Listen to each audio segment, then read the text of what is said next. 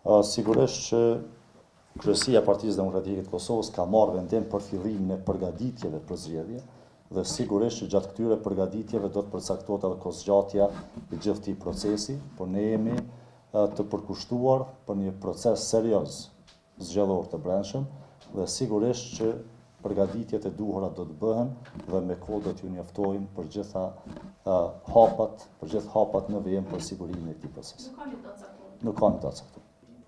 Sigurisht që Partia Demokratike e Kosovës do të dalë me qëndrime të qarta për gjitha këto tema të cilat do të jenë pjesë e punës tonë në legislaturën e ardhshme, por sot shqetësimi jonë kryesor dhe arsyeja pse ju kemi ftuar është kriza energjetike në vend dhe prandaj sot ju kemi ftuar të diskutojmë për domosdoshmërinë e masave urgjente për sigurim të furnizimit me energji elektrike, ndërsa për gjitha tema tjera do të keni qëndrime të qarta nga ne. Sigurisht që po, ne edhe të kaluarën ata ne kemi thënë që edhe zëreja, edhe çdo institucion tjetër që funksionon në Kosovë, në rend të parë duhet ta ketë interesin publik. Rritja e çmimit të energjisë elektrike, që ka ndodhur në vitet e fundit dhe që mund të pritet të ndodhë prapë, është në kundërshtim të plot me interesin publik qytetarët e Kosovës. Sot qytetarët e Kosovës me vështirësi përballojnë faturat energjisë elektrike dhe me vështirësi përballojnë koston bazë, koston e jetesës për produktet bazë.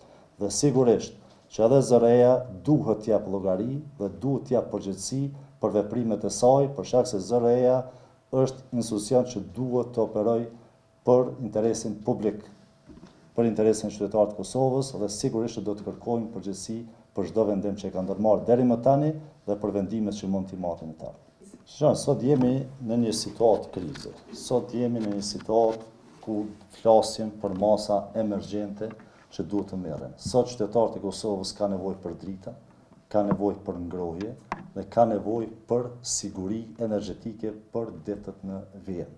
Ndërsa në aspektin afatgjatë, Qeveria e Kosovës duhet të dalë me një plan të qartë për rritjen e kapaciteteve të mjaftueshme vendore për prodhimin e energjisë elektrike dhe për sigurimin e një kosto të përballueshme për qytetarët e Kosovës. Për shkak se situata e tanishme është plotësisht e papranueshme.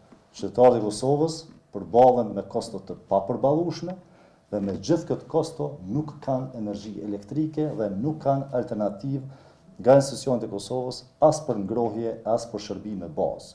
Dhe kjo është ajo që ne kërkojmë. Masa emergjente për sigurim të furnizimit me energji elektrike gjatë kësaj periudhe dhe një plan të qartë për garantimin e sigurisë energjetike për periudhën e vjetër.